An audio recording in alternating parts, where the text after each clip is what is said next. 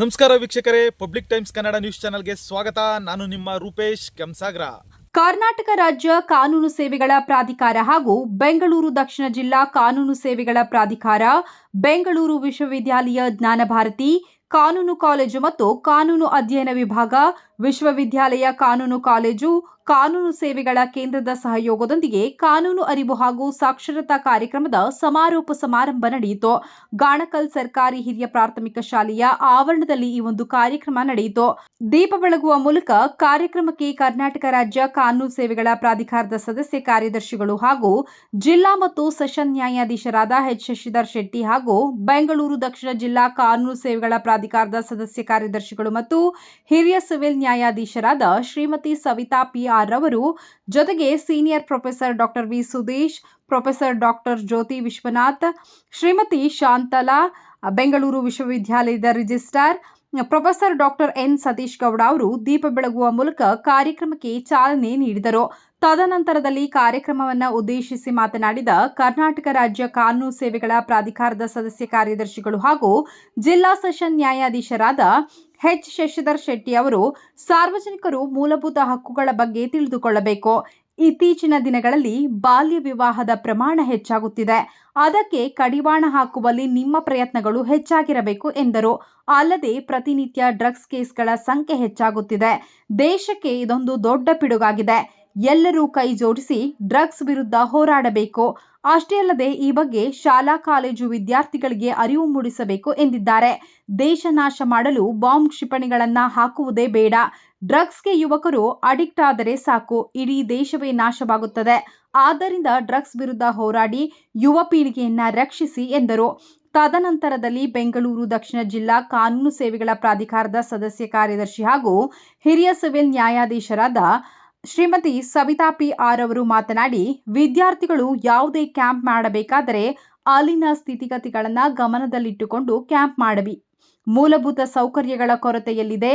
ವಿದ್ಯುತ್ ಸಂಪರ್ಕ ಇಲ್ಲದಂತಹ ಮನೆಗಳು, ನೀರು ಇಲ್ಲದಂತಹ ಗ್ರಾಮಗಳು, ಅಂತಹ ಸ್ಥಳಗಳನ್ನು ಗುರುತಿಸಿ ಅಲ್ಲಿ ಕ್ಯಾಂಪ್ ಮಾಡಿದರೆ ಸಾರ್ವಜನಿಕರಿಗೆ ಅನುಕೂಲವಾಗುತ್ತದೆ ಎಂದು ವಿದ್ಯಾರ್ಥಿಗಳಿಗೆ ತಿಳಿಸಿದರು. ಇನ್ನು ಈ ಕಾರ್ಯಕ್ರಮದಲ್ಲಿ ವಿವಿಧ ಇಲಾಖೆಯಿಂದ ಸ್ಟಾಲ್ಗಳನ್ನು ನಿರ್ಮಿಸಿ ಸಾರ್ವಜನಿಕರಿಗೆ ಅರಿವು ಮೂಡಿಸಲಾಯಿತು ಹಾಗೂ ಕಾರ್ಮಿಕ ಇಲಾಖೆಯಿಂದ ಕಾರ್ಮಿಕರ ಕಾರ್ಡ್ಗಳನ್ನು ವಿತರಿಸಲಾಯಿತು. ಇನ್ನು ಈ ಸಂದರ್ಭದಲ್ಲಿ ಬೆಂಗಳೂರು ದಕ್ಷಿಣ ಜಿಲ್ಲಾ ಕೋರ್ಟ್ ಸಿಬ್ಬಂದಿಗಳಾದ ದಿನೇಶ್, ದಿವ್ಯಾ, ರಂಗನಾಥ್, ಪೂಜಾ, ಪಿಎಲ್ವಿಗಳಾದ ರಾಜೇಶ್, ರೂಪೇಶ್, ಮಂಜೇಶ್, ಸುಕನ್ಯಾ, ತನು, ರಾಜು ಬನವಾಸಿ ಸೇರಿದಂತೆ ಕಾಲೇಜು ವಿದ್ಯಾರ್ಥಿಗಳು ಹಾಗೂ ಗಣಕಲ್ ಗ್ರಾಮಸ್ಥರು ಇದ್ದರು. ಕಲೀಲಿಕ್ಕೆ ಮತ್ತು ತನ್ನ ಕಾಲ ಮೇಲೆ ತಾನು ನಿಂತುಕೊಂಡು ಒಬ್ಬ ವ್ಯಕ್ತಿಯಾಗಿ ಈ ಸಮಾಜಕ್ಕೆ ನಾನು ಒಂದು ಕೊಡುಗೆ ಕೊಡಲಿಕ್ಕೆ, ನಾವೆಲ್ಲ ಫಂಡಮೆಂಟಲ್ ರೈಟ್ಸ್ ಬಗ್ಗೆ ಮಾತಾಡ್ತೀವಿ, ಎಲ್ಲರೂ ಗೊತ್ತಿದೆ. ನಮ್ಗೆ ದಾರಿ ಮೇಲೆ ಹೋಗೋರ ಹತ್ರ ಕೇಳಿದ್ರು ಹೇಳ್ತಾರೆ, ಫಂಡಮೆಂಟಲ್ ಡ್ಯೂಟೀಸ್ ಬಗ್ಗೆ ನಾವು ಯಾರು ಆಲೋಚನೆ ಮಾಡ್ತಾ ಇಲ್ಲ. Article 51A deals with fundamental duties of every citizen. ಈ ದೇಶದ ಸತ್ಪ್ರಜೆಯಾಗಿ ಬಾಳೋದು ಮತ್ತು ಈ ದೇಶದ ಒಳಿತಿಗಾಗಿ, ಏಳಿಗೆಗಾಗಿ ಕೊಡುಗೆಯನ್ನು ಕೊಡ್ತಕ್ಕಂಥದ್ದು ಪ್ರತಿಯೊಬ್ಬ ಪ್ರಜೆಯ ಕರ್ತವ್ಯ. ಮರೆಯಾಗಬಾರ್ದು. ನಾವು ಒಬ್ಬ ಒಂದು ಕೇಸನ್ನು ಮಾಡಿ ನೀವು ಜೈಲಿಗೆ ಹೋದ್ರೆ you are a burden to the society. ಆದ್ರಿಂದ ಅಂತಹ ಮಕ್ಕಳನ್ನೇ ಎಚ್ಚರಿಸ್ತಕ್ಕಂಥದ್ದು ಮತ್ತು ಇಂತಹ ಪ್ರಕರಣಗಳಲ್ಲಿ ಸೇರಿದ ಹಾಗೆ, ಈಗ ಇದು ಮೊದಲೇನಿತ್ತು ಅರ್ಬನ್ ಅಲ್ಲಿ, ಸಿಟಿಗಳಲ್ಲಿ ಆಗ್ತಿತ್ತು. ಈಗ ನಾನು ನೋಡಿದ ಹಾಗೆ ಇದು ಗ್ರಾಮೀಣ ಮಟ್ಟದಲ್ಲಿ ಹೋಗಿದೆ. ಅತ್ಯಂತ ಬಹಳ ಹಿಂದುಳಿದ ಗ್ರಾಮೀಣ ಏರಿಯಾ, ರೂರಲ್ ಏರಿಯಾಕ್ಕೆ ಹೋದ್ರೂ ಸಹ ಇಂಥ ಪ್ರಕರಣಗಳು ಆಗ್ತಾ ಇದ್ದಾವೆ. ರಾಯಚೂರಿನಲ್ಲಿ ನಾನು ಹೋಗ್ಲಿಕ್ಕೆ ಕಾರಣ ಏನಂತಂದ್ರೆ, ಪೇಪರ್ ನ್ಯೂಸ್ ಹೋದೆ. ಗರ್ಲ್ಸ್ ಹಾಸ್ಟೆಲ್ ನಲ್ಲಿ 15 ವರ್ಷದ ಹುಡುಗಿ ಹಾಸ್ಟೆಲ್ ನಲ್ಲಿ ಮಗುವನ್ನ ಕಡಿತಾಳೆ, ಜನನವನ್ನು ಕೊಡ್ತಾಳೆ. 15 ಇಯರ್ಸ್ ಓಲ್ಡ್ ಗರ್ಲ್. ನಾನು ಆ ಮಗುವಿನ ಆ ಹುಡುಗಿ ಮನೆಗೆ ಹೋದೆ. ಬಹಳ ಇದಕ್ಕಿಂತಲೂ ಅತ್ಯಂತ ಗ್ರಾಮೀಣ, ಬಹಳ ಒಳಗಿದೆ ಆ ಮನೆ. ಒಂದು 10-12 ಮನೆಗಳಿದ್ದಾವೆ. ಆ ಮನೆ ಸಣ್ಣ ಮನೆ. ಆ ತಂದೆ ತಾಯಿ ಕಣ್ಣಲ್ಲಿ ನೀರು. ಅದೇನು ಫೋರ್ಸಿಬಲ್ ಸೆಕ್ಷುವಲ್ ಅಸಾಲ್ಟ್ ಅಲ್ಲ. ಅವಳಿಗೆ ಯಾರೋ ನಂಬಿಸಿದ್ದಾನೆ, ಇವಳು ನಂಬಿದಾಳೆ, ಪ್ರೀತಿ ಪ್ರೇಮ ಅಂತ ಹೇಳ್ಕೊಂಡು 15 ವರ್ಷಕ್ಕೆ ಆ ಮಗು ಗರ್ಭಿಣಿ ಆಗ್ತಾಳೆ. ಇಂಥ ಕೇಸುಗಳು ಹಲವಾರು ಪ್ರಕರಣಗಳು ನಿಮಗೆ ಪತ್ರಿಕೆಯಲ್ಲಿ ಅಲ್ಲ ಇಲ್ಲೆಲ್ಲಿ ಒಂದೊಂದು ಬರ್ತವೆ. ಬಟ್ ಅಂತಹ ಪ್ರಕರಣಗಳು ಸಾವಿರಾರು ಆಗ್ತಾ ಇದ್ದಾವೆ. ಇದನ್ನ ತಪ್ಪಿಸ್ತಕ್ಕಂಥದ್ದು ನಮ್ಮ ನಿಮ್ಮೆಲ್ಲರ ಕರ್ತವ್ಯ. ಇನ್ನೊಂದು ವಿಚಾರ, ಡ್ರಗ್ಸ್. ಬೆಳಿಗ್ಗೆ ಪೇಪರ್ ಓದಿದ್ರೆ ಪ್ರತಿ ದಿವಸ 1, 2, 3, 4 ಡ್ರಗ್ ಕೇಸ್ಗಳಿದ್ದಾವೆ. ಇವು ರಿಪೋರ್ಟ್ ಆಗಿದ್ದು ಸಾವಿರಾರು. ಜೈಲಿನ ಒಳಗಡೆ ಡ್ರಗ್ಸ್, ಸ್ಕೂಲ್ ಕಾಲೇಜುಗಳ ಆಸುಪಾಸಿನಲ್ಲಿ ಗೂಡಂಗಡಿಯಲ್ಲಿ ಡ್ರಗ್ಸ್. ನನ್ನ ಪ್ರಕಾರ ಇದೊಂದು ಬಹಳ ದೊಡ್ಡ ಪಿಡುಗು. ಇದನ್ನ ನೀವು ವಿದ್ಯಾರ್ಥಿಗಳು ಇದರ ಬಗ್ಗೆ ಹೋರಾಟ ಮಾಡಬೇಕು. ದಯವಿಟ್ಟು ಅಂತ ಪ್ರಕರಣಗಳು ನಿಮಗೆ ಗಮನಕ್ಕೆ ಬಂದಾಗ ಅದನ್ನ ಸಂಬಂಧಪಟ್ಟ ಪ್ರೊಫೆಸರಿಗೆ ಹೇಳುವುದಿರ್ಬೋದು, ಪೊಲೀಸರಿಗೆ ಹೇಳುವಿರ್ಬೋದು, ಸಹಾಯವಾಣಿ ಮೂಲಕ ಇಲಾಖೆಗೆ ಸಂಬಂಧಪಟ್ಟ ಇಲಾಖೆಗೆ ಹೇಳುವುದು ನಮ್ಮ ಕರ್ತವ್ಯ ಆಗುತ್ತೆ. ನಿಮಗೆ ಗೊತ್ತಿರಬೇಕು, ಯಾವುದೇ ಒಂದು ದೇಶವನ್ನ ನಾಶ ಮಾಡಲಿಕ್ಕೆ ಕ್ಷಿಪಣಿ ಬಾಂಬ್ ಎಲ್ಲ ಹಾಕಬೇಕಾಗಿಲ್ಲ. ಅಲ್ಲಿರ್ತಕ್ಕಂಥ ಯಂಗ್ ಪಾಪ್ಯುಲೇಷನ್ ಏನಿದೆ ಅವರನ್ನ ಈ ಡ್ರಗ್ಸ್ಗೆ ದಾಸನಾಗಿ ಮಾಡಿದ್ರೆ, ಡ್ರಗ್ ಅಡಿಕ್ಟ್ ಮಾಡಿದ್ರೆ ಅಲ್ಲಿಗೆ ಹೋಯ್ತು. ಉಡ್ತಾ ಪಂಜಾಬ್ ಅಂತ ಫಿಲ್ಮ್ ನೋಡಿರ್ಬೋದು. ಪಂಜಾಬ್ ಅಂತ ಸಂಪದ್ಭರಿತ ರಾಜ್ಯ. ನಮ್ಮ ಸೇನೆಯಲ್ಲಿ ಬಹಳಷ್ಟು ಸಂಖ್ಯೆಯಲ್ಲಿ ಇರ್ತಕ್ಕಂಥ ಯೋಧರು ಅಂತಂದ್ರೆ ಪಂಜಾಬ್ ರಾಜ್ಯದವರು. ಬಹಳ ಮೇಹನತಿ, ಬಹಳ ಕೆಲಸ ಮಾಡ್ತಕ್ಕಂಥ, ಕಷ್ಟಪುಷ್ಟ ದೇಹ ಹೊಂದಿರತಕ್ಕಂಥ ಒಂದು ರಾಜ್ಯ. ಅಲ್ಲಿ ಇವತ್ತು 13-14 ವರ್ಷದ ಹುಡುಗಿಯರು ಡ್ರಗ್ಸ್ ಸೇವನೆ ಮಾಡಿ ರಸ್ತೆ ಮೇಲೆ ನಿಂತ್ಕೊಂಡಿದ್ದಾರೆ. ಅದು ಬಾರ್ಡರ್ ಡಿಸ್ಟ್ರಿಕ್ಟ್, ಪಾಕಿಸ್ತಾನಕ್ಕೆ ಬಾರ್ಡರ್ ಡಿಸ್ಟ್ರಿಕ್ಟ್ ರಾಜ್ಯ. ಸೊ ಅಲ್ಲಿ ಅದರ ಇನ್ಫ್ಲೂಯೆನ್ಸ್ ಜಾಸ್ತಿ ಇದೆ. ಸೊ ಆದ್ರಿಂದ ಇದ್ರ ಬಗ್ಗೆ ನಾವು ಪ್ರತಿಯೊಬ್ಬರಿಗೂ, ನಾನು ಅದಕ್ಕೆ ಹೇಳಿದ್ದು, ಸರ್ವೆ ಅಂದ್ರೆ ಖಾಲಿ ಸರ್ವೆ ಮಾತ್ರ ಅಲ್ಲ, ಅದರ ಜೊತೆಗೆ ಅವೇರ್ನೆಸ್ ಅನ್ನು ಮಾಡ್ತಕ್ಕಂಥದ್ದು. ಯಾವುದು ನಮ್ಮ ಸೋಷಿಯಲ್ ಇವಿಲ್ಸ್ ಇದ್ದಾವೆ, ಪ್ರಾಬ್ಲಮ್ಸ್ಗಳಿದ್ದಾವೆ, ಅದ್ರ ಬಗ್ಗೆ ಸಂಬಂಧಪಟ್ಟ ಆಯಾ ವಿಲೇಜ್ ಅಲ್ಲಿ ಅವೇರ್ನೆಸ್ ಮಾಡಿದರೆ ಯಾರು ಬೆಂಚ್ ಸಿಟ್ಟರ್ಸ್ ಇದ್ದಾರೆ, ಯಾರು ಆ ಪ್ರಕರಣಗಳನ್ನು ಮುಂದೆ ಮಾಡಬಹುದು, ಅವರನ್ನು ತಡಿಲಿಕ್ಕೆ ಸಾಧ್ಯ ಇದೆ. ಪೋಕ್ಸೋ ಮತ್ತು ಡ್ರಗ್ಸ್ ಇವೆರಡು ಬಹಳ ಬಹಳ ನಮಗೆ ಬಂತಕ್ಕಂಥ ವಿಷಯಗಳು. It's very problematic issues and we have to solve that. Do not solve, we have to prevent that. For preventing we require a big army. So ನನ್ನ ಪ್ರಕಾರ ನೀವೆಲ್ಲರೂ student soldiers, so you can stop that. So please do that. Whenever you go to any village, please conduct such awareness programs and create awareness among the rural public so that they should not fall into the trap. ಇದಕ್ಕೆಲ್ಲ ಬಹಳ ಇದು ಮಾಡ್ಕೊಂಡು ಮಾಡ್ತಾರೆ, ಅಂಥವ್ರನ್ನ ನಾವು ತಡಿಬೇಕಾಗತ್ತೆ. ಅದನ್ನ ತಡಿಲಿಕ್ಕೆ ನಮಗೆ ಬಹಳ ಒಂದು ದೊಡ್ಡ ಮಟ್ಟದ ಒಂದು ರಿಸೋರ್ಸ್ ಬೇಕಾಗುತ್ತೆ. ನೀವು ನಮ್ಮ ರಿಸೋರ್ಸ್. ನಮ್ಮ ಜಿಲ್ಲೆಯಲ್ಲಿ ಈ ಪ್ರೋಗ್ರಾಮ್ ಕ್ಯಾಂಪನ್ನು ಹಮ್ಮಿಕೊಂಡಿರೋದು ನಮಗೆ ಅತ್ಯಂತ ಖುಷಿಪಟ್ಟಂತಹ ವಿಚಾರ. ಯಾಕಂತ ಹೇಳಿದರೆ ಇದು ನಮ್ಮ ಕೆಲಸ ಕೂಡ.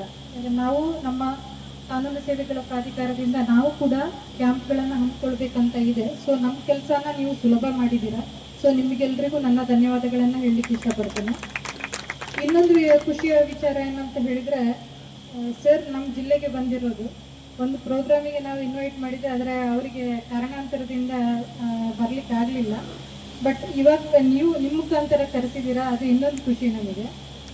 ಹಾಗೆ ಒಂದು ಮನವಿ ನಿಮ್ಮ ಹತ್ರ, ಯಾಕಂತ ಹೇಳಿದರೆ ಈ ಥರ ಕ್ಯಾಂಪ್ಸ್ ಮಾಡುವಾಗ ನಮ್ಮ ನಾಲ್ಸದಿಂದ ಏನು ಗೈಡ್ಲೈನ್ಸ್ ಇದೆ, ಒಂದು ಲೀಗಲ್ ಅವೇರ್ನೆಸ್ ಸರ್ವಿಸಸ್ ಮಾಡ್ಯೂಲ್ ಅಂತ, ಕ್ಯಾಂಪ್ ಮಾಡ್ಯೂಲ್ ಅಂತ ಒಂದು ಗೈಡ್ಲೈನ್ಸ್ ಇದೆ ನಾಲ್ಸದಿಂದ. ಸೊ ಅದು ಪ್ರೀ ಕ್ಯಾಂಪ್ ಮಾಡ್ಯೂಲ್ ಹೇಗಿದೆ, ಪ್ರೀ ಕ್ಯಾಂಪ್ ಮಾಡುವಾಗ ಯಾವ ಥರ ನೀವು ಕ್ಯಾಂಪ್ಗಳನ್ನು ನಿರ್ವಹಿಸಬೇಕು, ಮಾಡಬೇಕು ಅನ್ನೋದ್ರ ಬಗ್ಗೆ ಕೂಡ ಅದರಲ್ಲಿ ಗೈಡ್ಲೈನ್ಸ್ ಇದೆ. ಅದರಲ್ಲಿ ಒಂದು ವಿಚಾರ ಏನು ಹೇಳಲಿಕ್ಕೆ ಇಷ್ಟಪಡ್ತೇನೆ ಅಂತ ಹೇಳಿದರೆ, ಆ ಕ್ಯಾಂಪ್ಗಳನ್ನು ಮಾಡುವ ಮುಂಚೆ ಒಂದು ಸ್ಟೇಕ್ ಹೋಲ್ಡರ್ಸ್ ಜೊತೆ ಒಂದು ಮೀಟಿಂಗ್ ಮಾಡಬೇಕಂತ ಇದೆ. ಸೊ ಆ ಮೀಟಿಂಗ್ ಮಾಡಿದಾಗ ನಿಮಗೆ ಯಾವ ಹಳ್ಳಿನಲ್ಲಿ ಏನೇನು ಪ್ರಾಬ್ಲಮ್ಸ್ಗಳು ಇದೆ ಅನ್ನೋದನ್ನು ಮನದಟ್ಟಾಗುತ್ತೆ. ಆಗ ಒಂದು ಮೀಟಿಂಗ್ ಮಾಡಿದಾಗ ನಿಮಗೆ ಯಾವ ಯಾವ ಸ್ಟೇಕ್ ಹೋಲ್ಡರ್ಸಿಂದ ಏನೇನು ಸಹಾಯ ಸಿಗುತ್ತೆ ಅನ್ನೋದು ಕೂಡ ಮನವರಿಕೆ ಆಗುತ್ತೆ. ಈಗ ನಾನು ಇಲ್ಲಿ ನೀವು ಕ್ಯಾಂಪ್ ಮಾಡಲಿಕ್ಕೆ ಯಾವ ಪ್ಯಾರಾಮೀಟರ್ ಯಾವುದನ್ನು ನೋಡಿದ್ದೀರಾ ಅನ್ನೋದು ನನಗೆ ಐಡಿಯಾ ಇಲ್ಲ. ಬಹುಶಃ ನಿಮ್ಮ ಕಾಲೇಜಿಗೆ ಹತ್ತಿರ ಆಗುತ್ತೆ ಅಂತ ಹೇಳಿ ಜಾಗನ ಚೂಸ್ ಮಾಡಿದ್ರು, ಅಥವಾ ಇಲ್ಲಿ ತುಂಬ ಸಮಸ್ಯೆಗಳಿವೆ ಅಂತ ಏನಾದರೂ ನಿಮಗೆ ಯಾರಾದರೂ ಹೇಳಿದ್ರೆ ಆ ವಿಚಾರ ನನಗೆ ಗೊತ್ತಿಲ್ಲ. ಬಟ್ ನಾನು ಹೇಳೋದು ಇಷ್ಟೇ, ಏನಂತ ಹೇಳಿದರೆ, ಕ್ಯಾಂಪ್ ಮಾಡುವಾಗ ನಿಮಗೆ ಅಕೊಮಡೇಷನ್ ಸುಲಭವಾಗಿ ಸಿಗುತ್ತಾ, ಅಥವಾ ನಿಮಗೆ ನಿಮ್ಮ ಕಾಲೇಜಿಂದ ಇಲ್ಲಿಗೆ ಬಂದು ಹೋಗಲಿಕ್ಕೆ ಸುಲಭ ಆಗುತ್ತಾ, ಆ ವಿಚಾರವನ್ನು ಮನಸ್ಸಲ್ಲಿಟ್ಕೊಂಡು ಕ್ಯಾಂಪ್ ಮಾಡಬೇಡಿ. ಯಾಕೆಂತ ಹೇಳಿದರೆ, ನೀವು ರಾಮನಗರ ಈ ಕಡೆಯಿಂದ ನೋಡಿದ್ದೀರಷ್ಟೇ. ನಾನು ರಾಮನಗರದ ಮಧ್ಯದಲ್ಲಿದ್ದೀನಿ. ನನಗೆ 360 ಡಿಗ್ರಿ ಏನು ಸಮಸ್ಯೆಗಳಿದೆ ಅಂತ ನನಗೆ ಆ್ಯಕ್ಚುಲಿ ನಾನೀಗ 2 ವರ್ಷಗಳಿಂದ DLSAಯಲ್ಲಿ ಕೆಲಸ ಮಾಡ್ತಾ ಇದ್ದೀನಿ.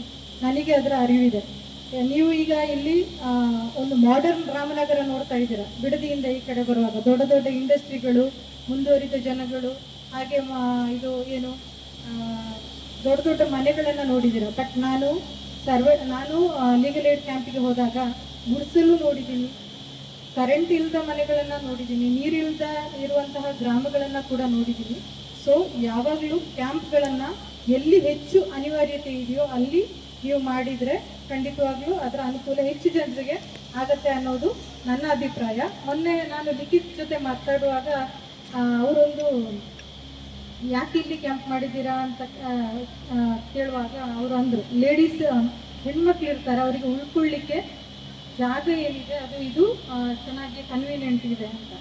ಸೊ ಇನ್ನು ಮುಂದೆ ಏನಾದರೂ ನೀವು ಈ ಥರ ಕ್ಯಾಂಪ್ ಮಾಡುವಾಗ ಹೆಣ್ಮಕ್ಳಿಗೆ ಎಲ್ಲಾದರೂ ಸೇಫ್ಟಿ ಇಲ್ಲ ಅಂತ ಅನಿಸಿದರೆ ಈಗ ಸಮಾಜ ಕಲ್ಯಾಣ ಇಲಾಖೆಯವ್ರದ್ದು ಹಾಸ್ಟೆಲ್ಸ್ ಇದೆ.